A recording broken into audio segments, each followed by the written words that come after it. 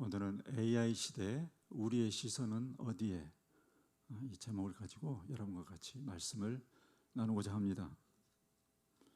우리는 지금 이전에 한 번도 경험해 보지 못한 그런 시대를 살고 있습니다. 불과 몇 년 사이에 AI, 인공지능이 우리의 삶 깊숙이 들어와 있습니다. 이제는 무엇이든 AI에게 질문하면 대답해 줍니다. 글도 써주고 그림도 그려주고 심지어 의학적 진단까지 도와줍니다. 예전에는 몇 시간을 들여서 해야 되는 일을 이제는 몇 초 만에 할 수도 있습니다. 여기서 그치지 않습니다. 곧 AGI, 이거는 범용 AI라고 하는데 범용 인공지능 시대가 올 것이라고 합니다. AI가 스스로 추론하고 스스로 판단하고 인간의 지적 능력을 넘어서는 그러한 시대를 말합니다. 추론이 가능하다고 하는 것, 스스로 추론을 한다고 하는 것은 주어진 상황 안에서 스스로 문제를 해결해 나갈 수 있다는 것을 말합니다. 이런 이야기를 들으면 동시에 두 가지 생각이 듭니다. 하나는 정말 대단하다. 이제 못할 게 없겠구나. 또 하나는 그렇다면 인간은 무엇인가? 앞으로 인간이 설 자리가 있을까? 나는 여전히 필요한 존재인가? 내 자리는 괜찮을까? 왜 이런 불안이 생길까요? 우리가 이미 한 가지 전제를 깔고 있기 때문입니다. 사람의 가치는 능력에 달려있다는 전제, 그것입니다. 우리는 이미 능력으로 사람을 평가하고 있습니다. 한 사람을 소개할 때 우리는 무엇을 말하나요? 어느 대학을 나왔는지, 무슨 직업을 가졌는지, 연봉은 얼마나 되는지, 성과는 얼마나 내고 있는지, 이런 것들을 한 문장으로 요약하면은 그 사람이 얼마나 쓸모가 있는가, 얼마나 능력이 있는가, 그렇게 말할 수 있겠습니다.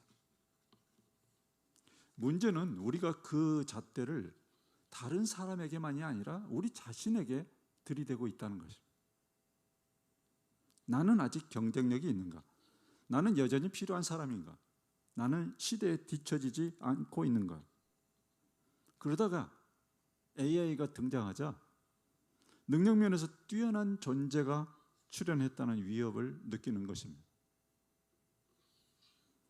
사람은 하루 종일 책을 읽어도 기억하는 것이 고작 몇 줄이죠. 몇 문장, 몇 단어, 이 정도인데요. AI는 정말 수백만 권, 수천만 권의 그러한 그 분량의 데이터를 한꺼번에 다 기억하고 한순간에 그것을 찾아내고 응답해주는 그러한 능력을 가지고 있습니다. 사람은 지치지만 AI는 24시간 365일 전력만 공급되면 끊임없이 일할 수 있는 그런 존재입니다. 따라서 이 경쟁은 애초에 공정하지가 않습니다. 여기서 한 가지 질문이 떠오릅니다. 정말 인간의 가치는 무엇인가? 인간의 가치는 능력인가? 이 질문을 우리는 해보게 됩니다. 오늘 보면 로마서 12장 2절은 말씀합니다. 너희는 이 세대를 본받지 말고 오직 마음을 새롭게 함으로 변화를 받아 하나님의 선하시고 기뻐하시고 온전하신 뜻이 무엇인지 분별하도록 하라. 여기서 본받지 말라는 이 말은 헬라어로 주어진 틀에 자신을 맞추지 말라는 그런 말입니다. 다시 말해서 이 세상이 만들어 놓은 틀에 자기를 억지로 끼워 넣지 말라는 것입니다. 사람들이 당연히 여기는 그 사고방식을 따르거나 그리고 사는 방식을 따라하지 않는 그런 것을 말합니다. 바울 당시에는 힘이 정의였고 권력이 진리였고 성공이 축복의 증거였습니다. 그 틀에 맞지 않으면 가치 없는 사람으로 취급되었습니다. 그렇다면 지금 우리의 세대는 어떻습니까? 속도, 효율, 성과, 생산성, 경쟁력, 이런 것이 우리 시대의 틀 아닙니까? 이 틀에 자신을 맞추지 않으면 낙오자처럼 느껴지는 것입니다. 심지어 교회 안에서도 능력, 규모, 영향력 이런 것들을 은근히 서로 간에 비교를 하고 그것으로 사람을 평가하기도 합니다. 그 집사님은 능력이 참 대단하셔. 그 교회는 교인 수가 엄청나게 많대. 재정도 엄청 빵빵하대. 목사님이 대단하신 분인가 봐. 그 교회는 영향력이 엄청나. 그래서 교인들 자부심이 대단해. 이런 거죠. 그러나 성경은 말합니다. 그 틀에 자신을 맞추지 마라. 왜입니까? 그 틀은 인간은 얼마나 쓸모가 있느냐, 얼마나 능력이 있느냐 이것으로 평가하기 때문입니다. 그렇다면 하나님의 뜻은 무엇입니까? 창세기는 이렇게 말합니다. 하나님이 자기 형상 곧 하나님의 형상대로 사람을 창조하시되, 그리고 성경은 하나님이 지으신 모든 것을 보실 때 보시기에 심히 좋았더라고 말씀하고 있습니다. 이때는 그러니까 이 하나님께서 이 말씀하실 때는 인간이 아무런 일도 하지 않았어요. 아무런 성과도 내지 않았어요. 아무런 업적도 이루지 않았습니다. 그러나 하나님은 기뻐하셨습니다. 무엇 때문일까요? 그 존재 자체가 좋았기 때문입니다. 그렇다면 인간이 하나님의 형상대로 창조되었다는 것은 무슨 의미일까요? 하나님의 형체나 모양 이런 것을 닮았다 그런 뜻일까요? 아니면 하나님의 능력을 그대로 가지고 있다는 그런 말일까요?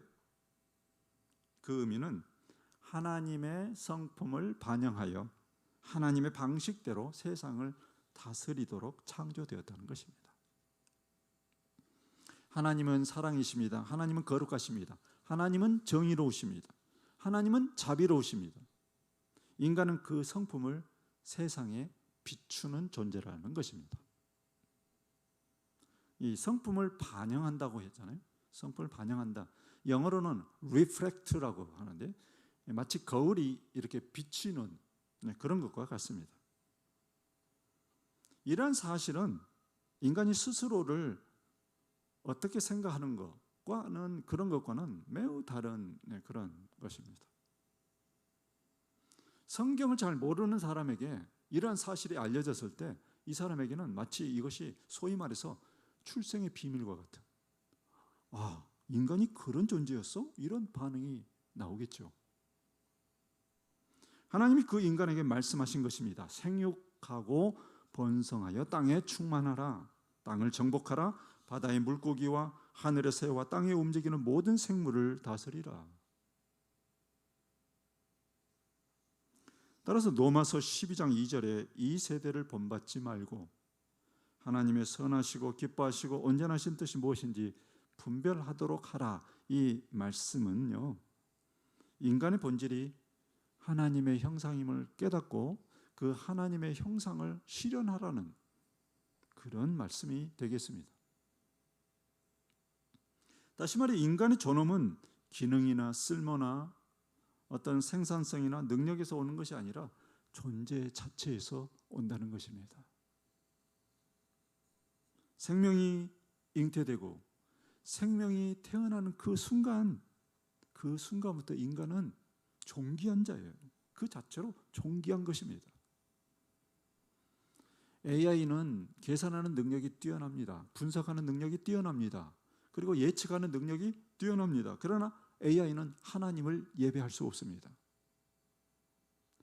AI가 아무리 뛰어나도 AI가 하나님의 사랑을 그가 받아서 그 사랑을 가지고 하나님과 사람을 사랑할 수가 없습니다. 그런 존재입니다. 반면에 갓 태어난 아기를 생각해 보십시오. 이 아기는 아무것도 하지 못합니다. 아무 성과도 내지 못합니다. 아무 생산성도 없습니다. 그러나 우리는 그 존재를 귀하게 여깁니다. 왜죠? 그 존재 자체가 귀하기 때문입니다.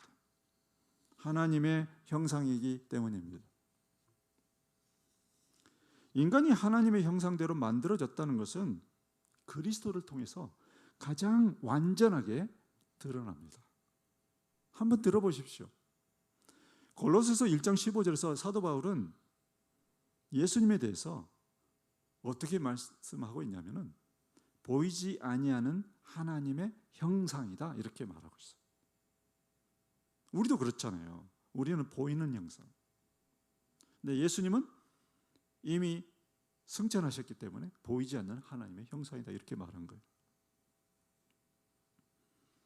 그 예수님은 아무도 행하지 못할 능력을 행하셨습니다. 그리고 아무도 모방하지 못할 기적을 베푸셨습니다. 때때로 그의 신성은 감출 수가 없었습니다. 아무리 감추려고 해도 감출 수가 없는 그런 신성을 가지셨습니다. 그런 분이요, 십자가 위에서는 철저하게 무기력해 보였고 철저하게 무능력해 보이셨습니다. 세상의 기준으로 보면 십자가는 실패였습니다. 그러나 바로 그 자리에서 하나님의 형상은 가장 찬란하게 빛나고 있었습니다. 어떤 것인가요? 하나님의 성품이 드러나는 것이죠. 사랑과 용서와 자기 비움과 순종. 그래서 십자가는 무능이 아니라 하나님의 방식이었습니다. 세상의 틀로 보면 실패였지만 하나님의 틀로 보면 완전한 승리였습니다. 마귀가 만들어 놓은 세상 질서, 그것이 무너지고 구원의 문이 활짝 열렸습니다. 마귀는 다시 회복하지 못할 철저한 패배, 영원한 패배자가 되었습니다. 이같이 굳건한 하나님의 말씀, 진리의 말씀이 살아있음에도 불구하고 우리는 우리 자신이 어떤 존재인지 망각하고 있습니다. 그 결과가 무엇입니까? AI와 자신을 비교하고 AI에게 작지 않은 그런 열등감을 느끼고 있습니다. 여기서 우리가 정신 차리고 생각해야 할 것이 있습니다. 만약 인간의 가치를 어떤 쓸모라든가 능력이라든가 이런 것으로 판단한다면 우리는 반드시 불안할 것입니다. 생산 현장이나 경제 활동에서 사람이 설 자리는 점점 없어져 갑니다. 그리고 없어질 것입니다. 어딜 가나 노는 사람들이 넘쳐나는 그러한 시대를 맞이하게 될 것입니다. 그 다음에 우리가 보게 될 정치적인, 사회적인 그리고 경제적인 혼란은 불을 보듯 뻔합니다. 그러나 인간의 가치를 하나님의 형상에서 찾는다면 두려워할 이유가 없습니다. 이것과 관련해서 분명히 해둘 것이 있습니다. 이 AI 시대에 우리의 시선은 어디를 향해야 할까요? 하루를 멀다 하고 우리를 놀라게 하는 AI 기술입니까? 아니면은 그 AI가 내고 있는 그런 어떤 성과입니까? 아니면은 하나님입니까? 대부분의 사람들은 AI 기술을 바라볼 것입니다. 그리고 점점 더 AI 기술에 종속될 것입니다. 이런 현상은 하루 이틀의 문제가 아니에요. 단지 AI 시대가 와서 그런 것이 아닙니다. 사람들은 늘 자신보다 강해 보이는 것을 신으로 만들어 왔습니다. 두려움이 숭배를 낳았습니다. 보십시오. 왕조 시대에는 권력이 생사를 좌우했습니다. 따라서 왕의 권력이 굴복해서 왕을 신처럼 숭배하며 살았습니다. 산업화 시대는 어떻습니까?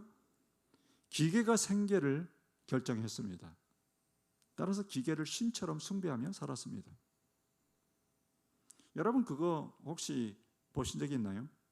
새로운 기계가 들어오면 그 회사에 속한 사람들이 전부 모여서 돼지 머리를 놓거나 아니면은 서양에서는 어떻게 하는지 모르겠지만 그런 사람들이 모여서 고사를 지내는 것을 우리가 볼 수 있습니다.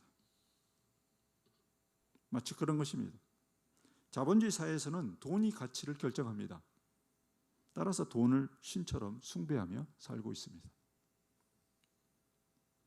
그러나 하나님의 사람들은 하나님 아닌 다른 것을 숭배하는 것을 거부했습니다. 당연히 그 대가를 지불해야 했습니다. 먹고 사는 문제가 위협을 받았습니다. 사는데 불편한 것이 한두 가지가 아닌 그런 상황이 닥쳤습니다. 그런 것은 둘째치고 목숨이 위협받는 그런 상황을 맞이하기도 했습니다. 그럼에도 불구하고 그들은 자신들이 선택한 길을 포기하지 않았습니다. AI 시대라고 크게 다르지 않을 것입니다. 사람은 늘 자신이 두려워하는 것을 의지해 왔습니다. 두려움이 의존을 낳고 의존이 숭배를 낳습니다. AI가 두려움이 대상이 되면 어느새 그것은 의지의 대상이 될 것입니다. 사랑하는 성도 여러분, 우리는 이 AI 시대에 어떻게 살아가야 할까요? 우리가 하나님의 형상이라는 사실을 깨달았다면 하나님의 형상으로 살아가야 합니다. 하나님의 성품을 반영하여 하나님의 방식대로 세상을 다스리고 정복하며 살아가야 합니다. 그러나 AI에 비해서 우리를 생각할 때 능력면에서 너무나 초라한 우리가, 능력면에서 너무나 뒤처지는 우리가 하나님의 형상으로 살아가려면 어떻게 해야 할까요? 먼저 우리의 눈을 맑게 씻어야 합니다. 세상의 방식으로 오염된 우리의 눈을 씻어야 합니다. 우리 자신이 스스로를 능력으로 평가하는, 능력의 잣대로 보고 있는 그것을 우리가 씻어내야 합니다. 우리는 똑같은 잣대로 다른 사람을 보고 있습니다. 우리 자신을 또한 다른 사람들을 하나님의 형상으로 보는 그러한 것이 먼저 성결되어야 합니다. 그리고 우리 자신이 이 세상을 다스리고 정복해야 할 주체라는 것을 기억해야 합니다. 몇 년이 지나지 않아서 우리 주변에는 AI 로봇들이 하나 둘 이렇게 보일 것입니다. 지금도 식당에 가면 이 굴러다니는 AI 보셨죠? 그런 것이 아니라 마치 휴머노이드, 사람과 같은 그런 로봇들이 우리 주변에 걸어다니는 것을 보게 될 것입니다. 그리고 그 다음에는 1인 1 로봇 시대, 그런 시대가 올 수 있습니다. 우리는 그 로봇들을 활용해서 사람들이 하나님의 형상으로 살아가는 그런 세상을 만들어야 합니다. 우리가 만들어야 되는 거예요. 어느 누가 그것을 만들어주지 않을 것입니다. 그래서 무슨 일에서건 AI를 통해서 일을 하되 그 일을 통해서 하나님의 성품이 드러나야 합니다. 하나님의 방식이 드러나야 합니다. 만약 이러한 사명을 포기한다면 기계가 인간을 지배하는 그러한 세상이 올 것입니다. 물론 그 상태는 오래가지 못할 것입니다. 하나님의 뜻이 거기에 있지 않기 때문에 그렇겠죠. 사랑하는 성도 여러분, 우리가 성경을 통해 붙잡게 되는 확신이 있습니다. 그것이 무엇입니까? 구석기 시대이건 아니면은 철기 시대이건 AI 시대이건 AGI 시대이건 하나님의 통치는 흔들리지 않는다는 것입니다.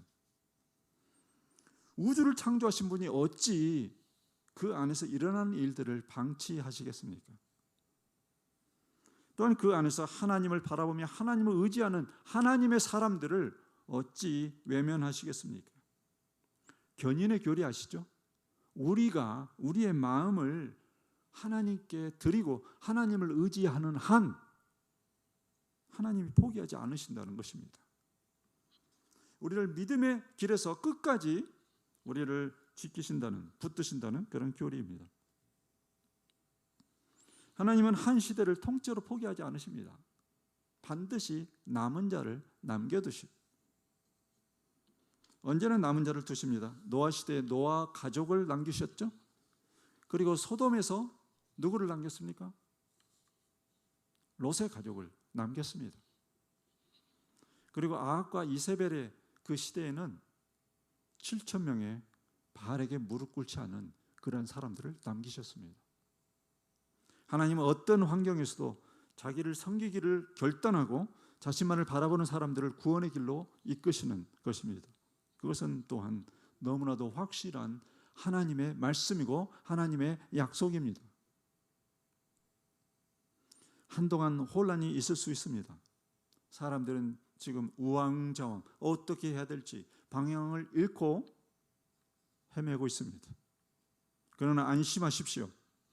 하나님은 우리를 정복자로 세우셨지 종속자로 세우지 않으셨습니다. 정복하라, 다스리라. 이것이 성경의 명령이고 성경의 말씀입니다. 여러분은 어느 편에 서시겠습니까? 여러분의 시선은 지금 어디를 향하고 있습니까? 여러분의 능력을 능가하는 AI입니까? 아니면은 하나님입니까? 선택은 여러분의 몫입니다. 하나님의 시선이 하나님을 향하지 않는 그 어떤 사람들의 목을 비틀어서 하나님을 향하도록 하시지는 않습니다. 왜냐하면 우리는 하나님의 형상이기 때문에. 만약 우리가 하나님의 형상이 아니면 그렇게 하실 것입니다. 그렇지만 우리가 하나님의 형상이기 때문에 그렇게 하시지 않는 것입니다. AI 시대에 교회가 보여줄 수 있는 게 뭘까요? 세상에 대해서 무엇을 보여줄 수 있을까요? 더 빠른 시스템? 아니면 더 큰 규모? 더 큰 목소리? 아니죠. 더 본질적인 인간성입니다. 하나님의 형상입니다. 실패하는 사람을 품는 공동체, 느린 사람을 기다리는 공동체, 성과가 없어도 존귀하게 대하는 공동체, 세상이 줄을 세울 때 원을 그리는 공동체입니다. 하나님은 어떤 경우에도 존재 자체를 보시기 때문입니다. 사랑하는 성도 여러분, 만약 인간의 가치가 능력에 달려 있다면 우리는 AI 시대를 두려워해야 할 것입니다. 그러나 인간의 가치가 하나님의 형상에 달려 있다면 두려워할 필요가 없습니다. 문제는 세상의 흐름이 아니라 우리의 시선이 어디에 있는가입니다. 여러분의 시선은 어디를 향하고 있습니까? 능력입니까? 성과입니까? 속도입니까? 아니면은 십자가입니까? 십자가 뒤에 계신 하나님입니까? 하나님을 바라보십시오. 하나님께 초점을 맞추십시오. 하나님께서 여러분의 인생을 여러분의 존엄이 드러나는 방향으로 여러분을 이끌어 가실 것입니다. 세상이 여러분의 쓸모를 묻는 시대에도 하나님은 여러분을 자신의 형상으로 보십니다. 여러분이 경쟁력을 잃어도, 여러분이 속도에서 밀려도, 여러분이 시대 흐름을 놓쳐도 여러분은 여전히 하나님의 형상입니다. 그 진리 위에 서십시오. 그리고 이 시대 속에서 하나님의 형상을 증명하는 그러한 사람으로 살아가십시오. 오늘 예배에 참석하신 여러분 모두가 오늘 우리가 함께 나눈 이 지식을 바탕으로 해서 흔들리지 않는 믿음을 갖고 하나님의 형상을 실현하는 방향으로 여러분의 생을 살아가시기를 예수님의 이름으로 축복합니다.